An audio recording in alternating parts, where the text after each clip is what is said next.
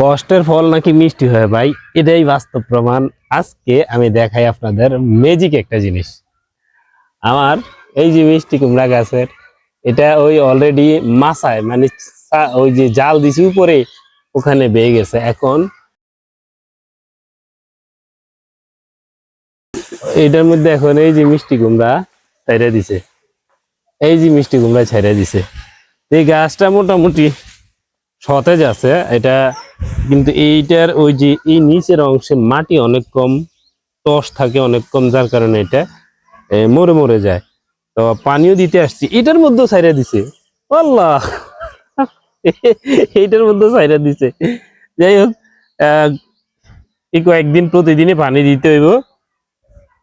এখন এই যে এর আগে কষ্ট করছি, এই কষ্টের ফলাফলটা আসলে আমার এই গাছ এরপরে হোক বা না হোক, এটা নিয়ে কোনো আফসোস থাকবো না। সত্য কথা ভাই, কোনো আফসোস থাকবো না। কিন্তু এই যে এতটুকু দেখতে পারছি, এই গাছটা হয় হয় অবস্থা।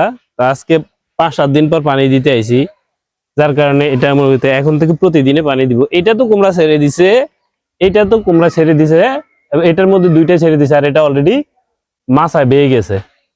প্রতিদিন ঠিক মতো পানি দিলে ঠিক মতো হয়ে যাবে। এর আগে 5-6 দিন পানি দিছি, যার কারণে এগুলা সুন্দর হয়েই উঠতেছিল।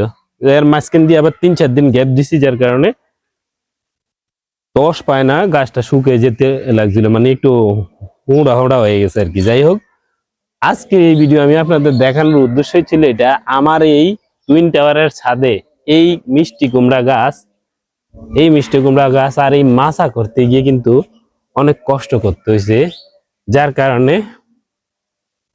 আজকে আমি দেখাইলাম না, বেশ মোটামুটি একটা ভালো রেজাল্ট পাইছি আমি এগুলা থেকে। ইনশাল্লাহ পরবর্তীতে এইখানেও একটা মুড়া করবো, এইখানে একটা মুড়া করবো। আর এই মুহূর্তে যেটা আমি করতেছি, এটা হচ্ছে এই পানি দিতেছি গাছের মধ্যে জগ দিয়া। আমার টুইন টাওয়ারে আমি পানি দিতেছি মিষ্টি কুমড়া গাছে, যেহেতু এগুলা মিষ্টি কুমড়ার ফুল ছাড়ছে এবং কলা ছাড়ছে। এই হচ্ছে টাঙ্কি, আমার টুইন টাওয়ারের টাঙ্কি। এটা থেকে আমি দোকানদারের কাছ থেকে জগ নিয়ে আসি, আইনা তারপর এই যে গোড়ায় পানি দিই। এই যে ইনশাল্লাহ এখন থেকে রেগুলার পানি দিব। রেগুলার পানি দিলে কি হবে, গাছগুলো সতেজ থাকবো। মোটামুটি যে কুমড়াগুলো ছাড়ছে ওগুলো খুব তাড়াতাড়ি বড় সড়ো হইব এবং আরো ছাড়ার সম্ভাবনা থাকবো। যাই হোক, আমার এই টুইন টাওয়ারের মিষ্টি কুমড়া গাছ নিয়ে অনেকের জানার খুব আগ্রহ ছিল, সেটাই জানালাম। ভালো থাকবেন, সুস্থ থাকবেন। আজকের ভিডিও এই পর্যন্তই। আল্লাহ হাফেজ।